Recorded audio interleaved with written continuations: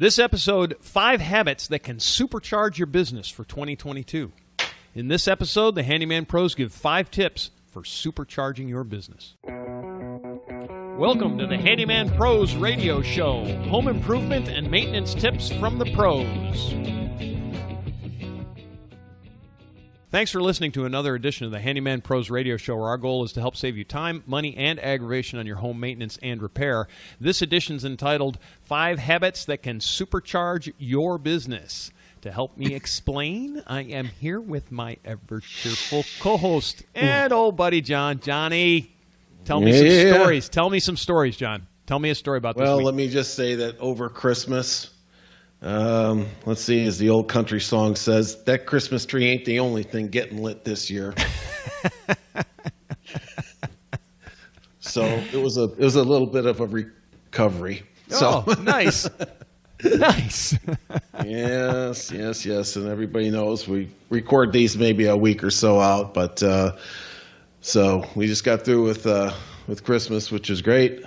And it's been some downtime. Yeah, a little downtime. But nice. I've worked on the house. I just keep working on the place when I can, and so.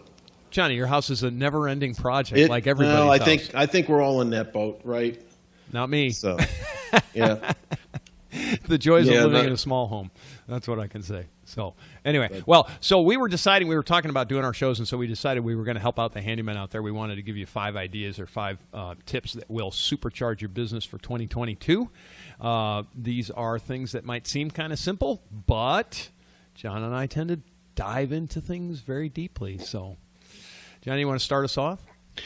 Yeah, so as we start off the new year, like you said, there's a couple of things that I like to focus on, and I think just reading a lot of threads and questions on some of the groups out there, is just the 5 things that I think is going to be important to increase your handyman business, and one is really don't create work, extra work for your customers. Yeah, that's one of my biggest pet peeves. And that's one of yours. Yeah, you brought that one up, and I think we're both very mindful of that. And when we talk about that, folks, it's really about the cleanup.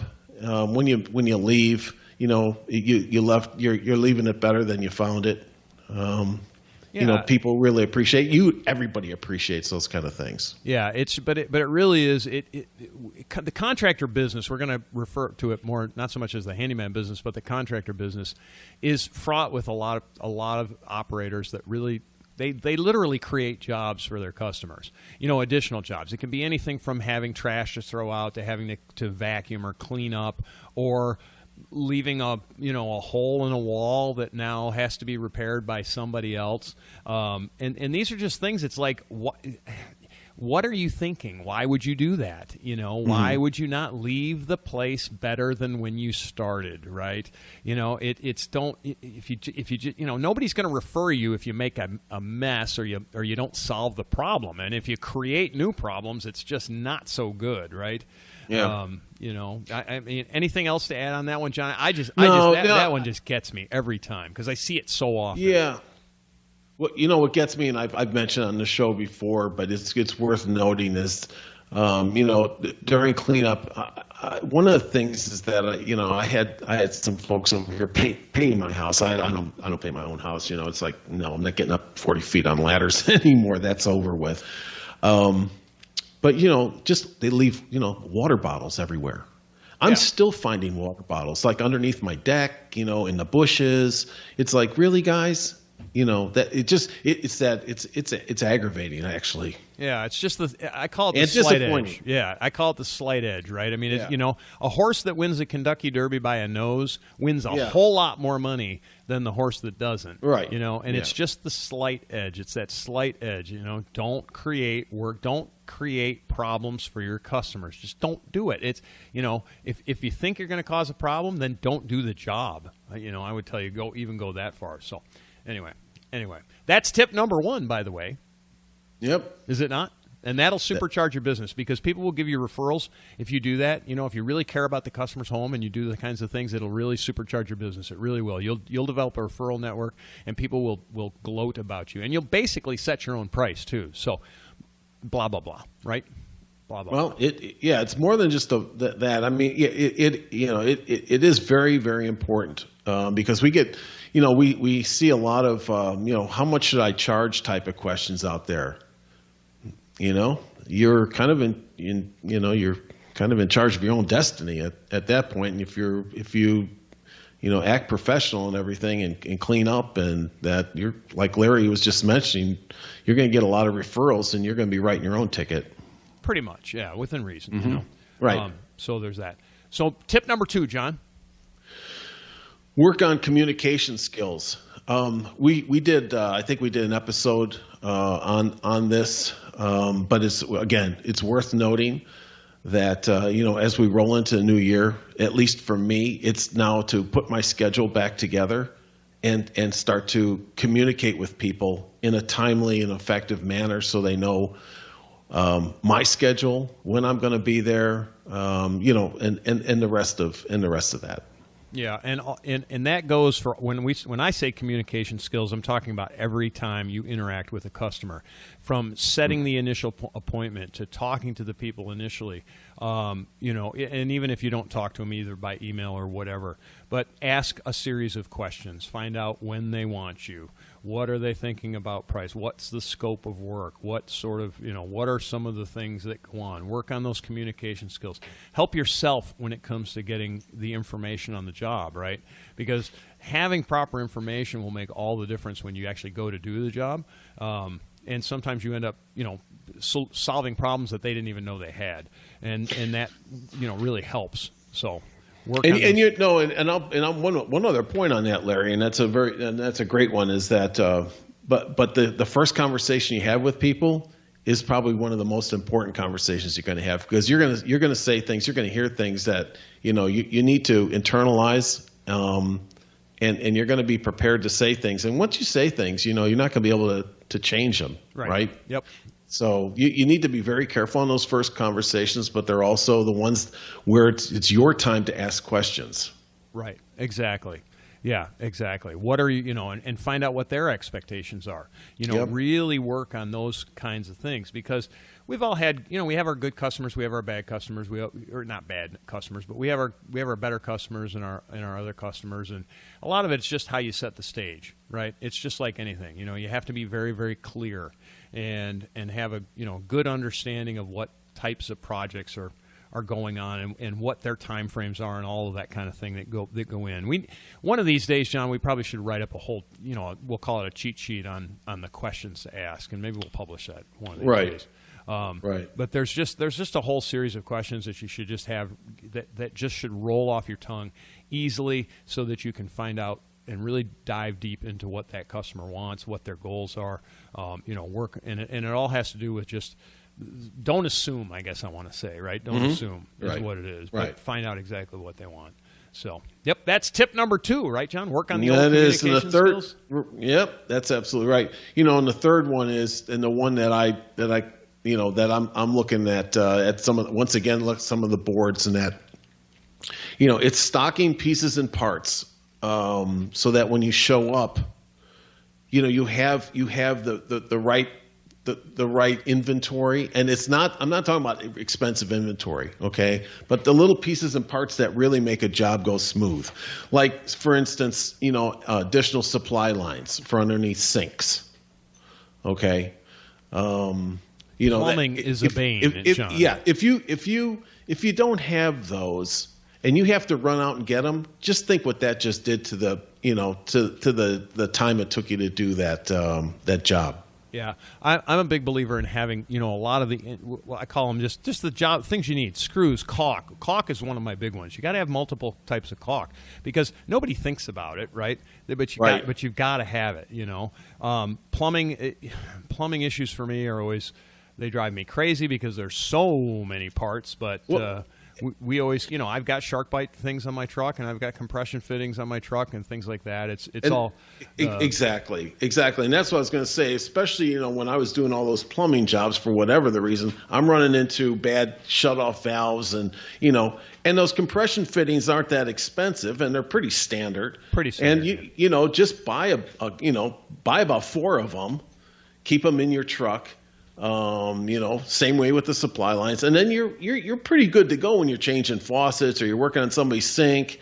Then you've got all the pieces and parts. Yeah, and same thing with electrical. So carry a couple of electrical outlets, because you know what, even if you just walk in somebody's home and you see a broken outlet, which it happens, right? It's not, they break. They're not. They're made of plastic largely, so you can swap that kind of stuff out.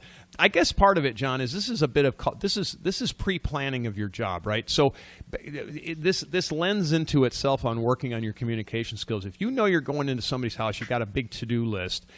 Have an idea of exactly what you're going to do, and then make sure that you have some supplies with you so you can actually do the job, right? AKA pre-planning your job. Know what you're walking into. Know what your things are going to, what you might anticipate needing. And we're not telling you to go spend $1 billion, which you can do, by the way. We're not telling you to do that, but we're just telling you have some of the most common things available. For me, I have toilet rebuild kits because for whatever reason, I rebuild a lot of toilets. I really don't know why, but I carry a 3-inch and a 2-inch with me all the time. And, somebody says, hey, can you fix a toilet? I'm like, yes, I can. And I also have the supply lines for that as well, because I'll do the whole, when I do a rebuild, it's the whole thing. And but that's about a $25 piece, and I carry 2 of them, so I've got about $50 up in that. Maybe add another $10 for the supply lines. But if somebody asks me, or you hear the toilet running, right? Have you ever walked in on that? Yes, right, multiple times, and you can say, let me fix this while I'm here. Boom, done. And actually, it's really impressive when you walk out to the truck and pull the parts out of your truck. I got to tell you, people are like, and it also goes back to kind of turbocharging your business for the year, right? You just did an upsell. And it's the small things. I'm not suggesting that you spend a lot of money on expensive brass fittings, and you can't have everything for everything. But there's certain things that are very standard, and what I'm talking about here, I'm just reflecting back on my plumbing stuff, was just those supply lines and compression fittings, and then with the faucets that you're changing out, that you're pretty much covered at that point. Yeah. And there's, like you said, there's some small electrical things that are always, you're always going to use.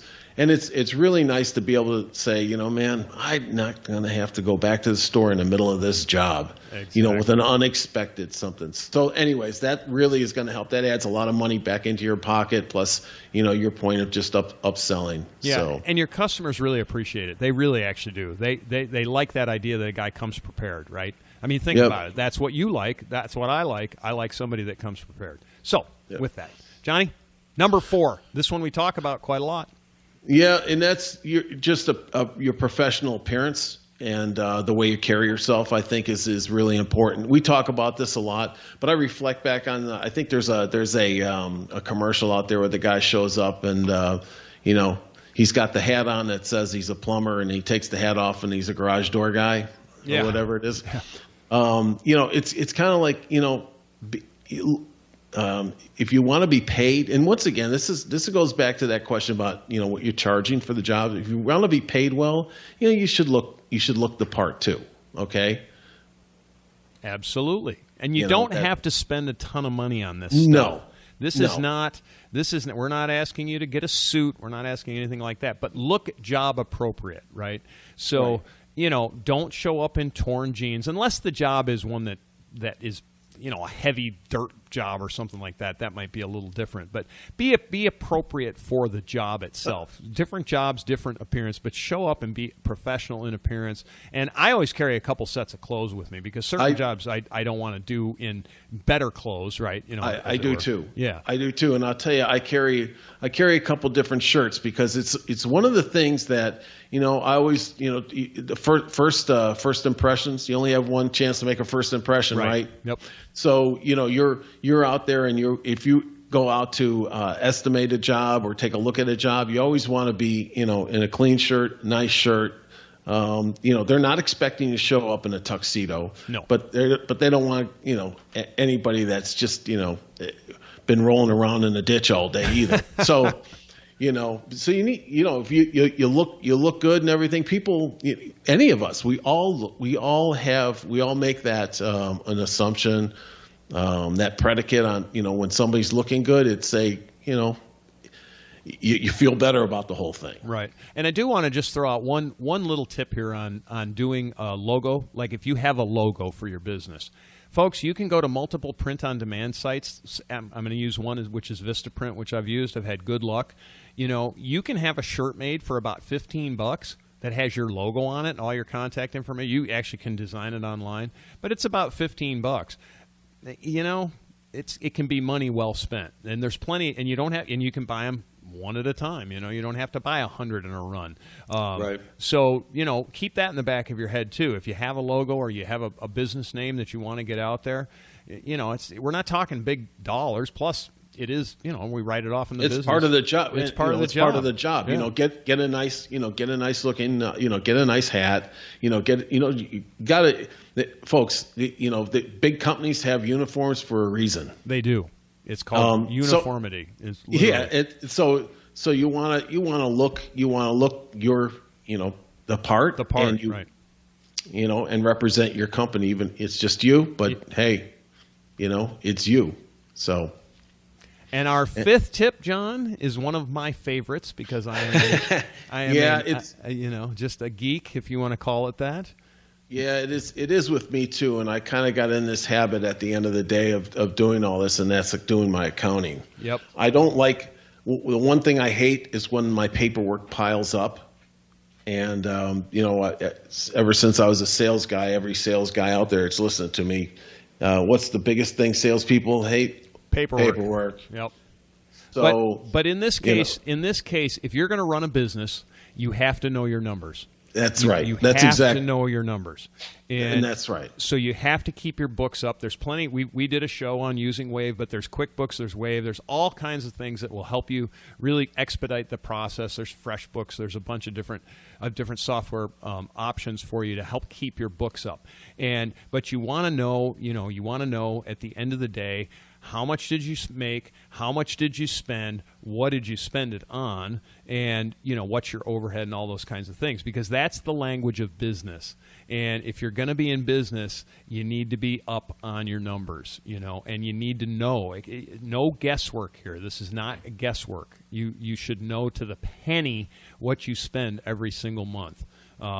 It really, really, really, really, really matters. It matters. Yeah. Period. That's if you're going to really, if you're going into this business, and it is a business. That we really wanted to, in this episode, was turbocharge your handyman business this year, and don't get nickeled and dimed, and don't have all these hidden expenses and things that you don't know are going on, and that way exactly what you're charging for a job, where that money's coming from, where that money's going to. So that's the only way really to keep track of things and have a system. You've got to have a system, and just it kind of goes back to our stock pieces and parts, right, John? Be careful on giving away all these parts. You can't give away a $10 part all the time, right? It's a part of the deal, but you do have to account for it. So you should at least be getting your cost back on those parts for sure. But you won't know that unless you keep your books up. So you have to keep your books up. You want to raise this year? You've got to keep your books up. Right. And, I go back to the thing that, I always on my invoices or when I talk to people, it's parts, it's parts and labor. Parts and labor. Yep. That's, you go in and get your car fixed, right? What's the bill say? Parts and labor. You know what? Everybody's used to that. And that's what you need to do because, Larry, you're right. You start giving away boxes of screws, these expensive construction screws, or expensive. It adds up quickly. It adds up quickly. And when you break it out, people appreciate its parts and labor. Right. And what's going to eat you alive is some of the hidden costs that you bought some of these parts and you did not charge for them. You rolled it in. Right. Yeah, I would tell you be very careful in rolling in parts. And as you know, John, too, this year, with COVID and all that stuff, it has been the supply side.